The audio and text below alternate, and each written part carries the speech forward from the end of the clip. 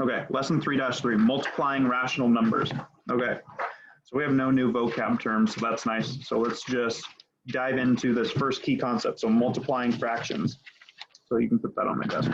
So words, to multiply fractions, multiply the numerators and multiply the denominators. So if we have a multiplication problem, let's say we have A over B times C over D. How are we going to do this, Ellen? Dependent on the numbers. It would depend on the numbers. But you would just do it across. Yep, just go straight across. So we would say A times C over B times D. And whatever that would be our answer. In this case, it would just be AC over BD. So in example 1, we actually have some numbers. Example 1, we have some numbers. And those of you who are in 8-7 math and you want to try and eventually get up to pre-algebra, you can listen in if you would like. So we have 1/6 times 2/3, 1/6 times 2/3. So write the product in simplest form. Okay. So Madeline, how am I going to do this one to get this in simplest form? Well, actually, you could reduce 6 and 2. I could. And then you do 2. If you do reduce it, you want it reduced or no? No, let's just multiply it straight across. I know what you are doing though. 2 times 1. Yep. 2. Yep. So we'll multiply those. And then we'd multiply everything in the numerator, which is yellow, and everything in the denominator would be multiplied by itself. So our denominator is going to be what, Madeline? 6 times 3.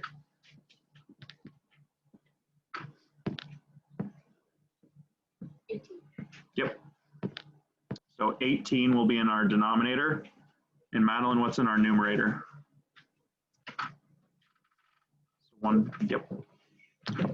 So we can simplify that, which would be what, Ellen? 1/9. Yep, 1/9. We just divided both the numerator and the denominator by 2 to get our answer of 1/9. Good. All right, so that is that. And so what we would say here, another thing we could say about the 2, so our greatest common factor would equal 2 for this 2 over 18. So our greatest common factor would be 2. Okay. So example number 2, if the fractions have common factors in the numerators and denominators, you can simplify before you even multiply. So example 2. Example 2. So we have 3 over 4, and then in parentheses, -7 over 9. So first and foremost, Logan, what do these parentheses mean? Am I multiplying these two fractions together, dividing them, adding them, subtracting them?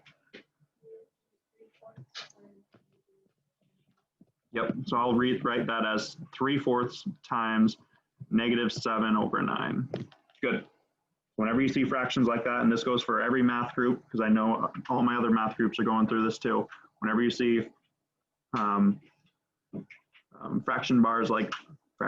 whenever you see parentheses, that just means you're going to be multiplying them together.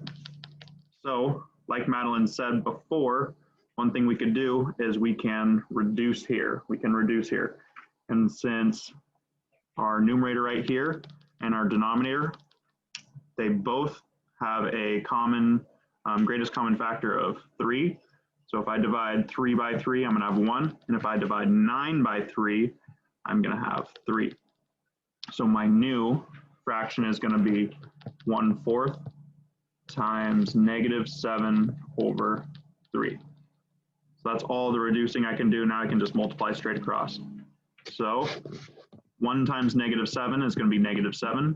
And then in my denominator, I have 4 times 3, which is going to be 12. And it can't be reduced anymore. So my answer is going to be -7 over 12. -7 over 12. So let's try the second example. So letter B, now we have mixed numbers. So 2 1/3 times 2 5/7. So can we just start multiplying right here, right now, or do we need to do something first? Yeah, Madeline? Yep. So I'd take 3 times 2, which is going to be 6, plus 1. Oh, no.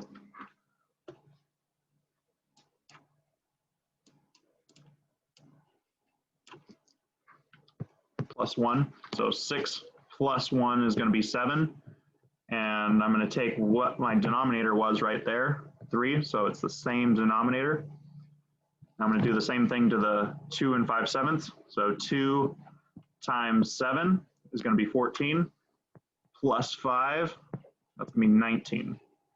So 19 is in my numerator, and my denominator is still the same as it was in this fraction, so 19/7. All right.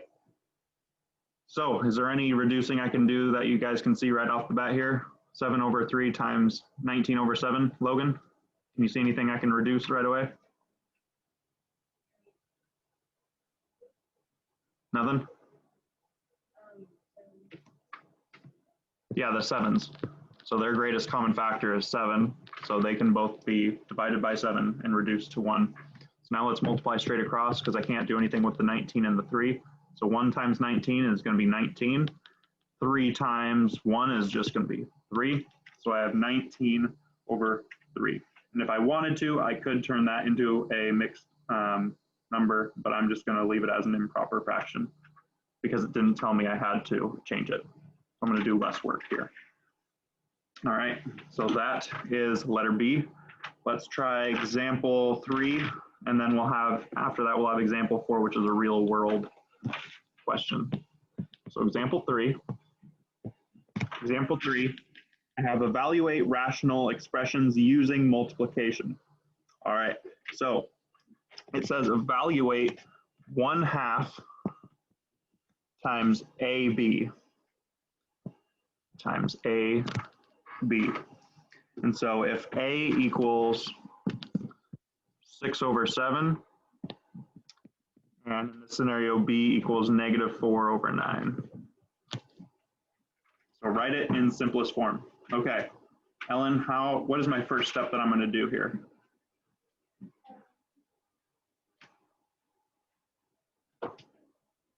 You can write a. So do substitution. So substitute this A for that A, substitute this B for that B, right? Good. And so when I do that, I'm going to write everything in parentheses because that's going to, since we have negative numbers in here, it's going to help me be able to distinguish everything a little bit better. So I have 1/2 times A, which is 6/7. And then I have times B, which is going to be -4/9. And again, the reason I'm putting them all in parentheses is because when you have negative numbers, it just makes it a little bit easier to see. Now I got to multiply everything in my numerators. So I'm going to take 1 times 6 times -4, and then I'm going to multiply those out. And I will also do the same to my denominator. So 2 times 7 times 9.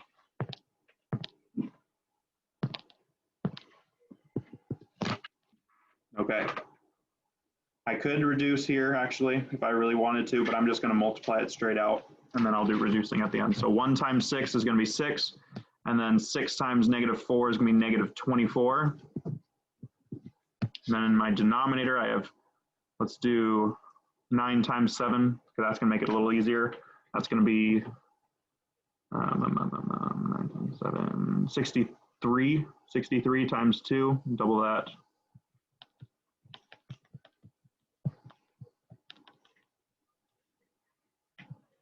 So 126. So I have a bit of reducing that I can do here. So -24 and 126, 2 goes into both of them. There's another number. I'm going to do this first.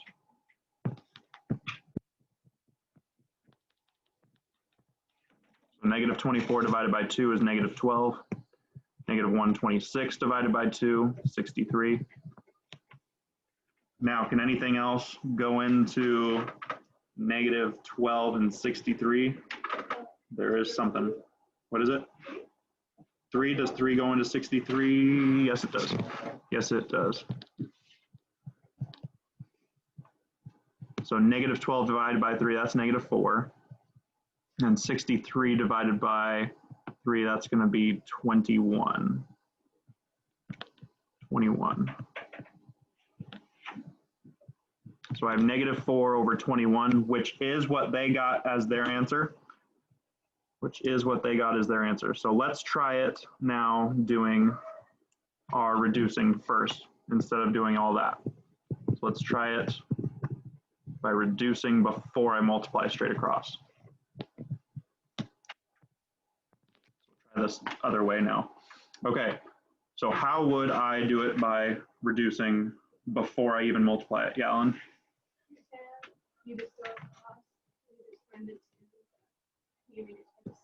Yep, so I could do 2 and 6, right? Yeah. So that would now be 1 and 3. And I would see that 3 and 9, those can still be reduced. So I could do 1 and 3. And I'm not seeing that I can do anything else. So let's multiply straight across. So 1 times negative 4, I have negative 4. And then I have 1 times 7 times 3, that's going to be 21. So that gave me the exact same answer. I think that's a little bit easier, but if you like doing it, just multiplying everything out, there's that way of doing it too. Or you can do both ways and check your answer. So if you're doing a quiz or a test, I would actually recommend doing that just to make sure you got it. So there is that. Okay, Aries, quick question. We did this at the end of last year. We did, yep. Did we do it with 3 different fractions though? I thought we only did it with 2 fractions. We did it with 3 because did we make it? That same method that we did. Yeah. We just didn't use negatives. Yeah, that's what it was. Yeah, we didn't use negatives. That's right. Okay, example 4. Example 4. Okay, so roller coasters. I love roller coasters. The first drop on a certain roller coaster at a theme park is 255 feet. So a drop of 255 feet, I'm going to make that negative because we are dropping, we're going down. So the first drop on a roller coaster is about 11 over 20 feet. Oh, whoops, it's not feet. 11 over 20 as high. Find the height of the drop on the second roller coaster. Oh, I guess I don't need to make this negative. It's not that type of problem. Okay, so what I'm doing here, excuse me, I'm just going to be multiplying them out. So 255 times 11 over 20. Aries, did you have a question? Do we turn these in the normal bin or the cat You can turn it into the normal bin, not the cat bin. I'm going to have to put a cat there now. So to multiply these out, I'm going to take 255 over 1 because that equals 255. Is there any reducing I could do? I think there is. Yeah. Okay. Yes, I know the answer, but if you switch it around to the 11 to 28 on the right, would it matter? It would not matter, yeah. If you did 11 over 20 times 255 over 1, it wouldn't matter. Okay. Yeah, you can do it however you want with that. 20 goes into 55. 55. 51. 51 times. I had to read my own handwriting. So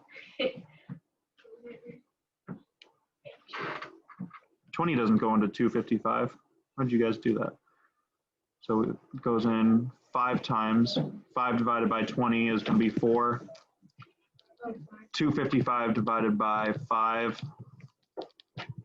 Oh, I see how you did it now.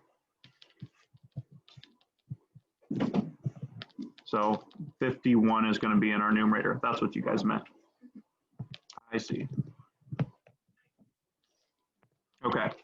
So 5 went into 255, and then 5 also goes into 20. Now I'm going to multiply straight across. 51 times 11. Wonderful. More multiplication. 1 times 1 is 1. 1 times 5 is 5. That is 0 for a placeholder. Well, not a placeholder, but 1 times 1 is 1, 1 times 5 is 5, and I have 561. So 561 in my numerator, and then in my denominator I have over 4, and I cannot reduce that anymore. So it is going to be 561 over 4 feet. And if I wanted to, I could change that into a whole number, and then that's how they got, it's about a 140 feet, 140 foot drop. So that is how you do that. All right, so that's all your guys' examples. So you guys are doing 2 through 36 even. So you guys should be able to make it through most of that or a good amount of it in this class. So, all right, so I will get going with 6-5 next. No.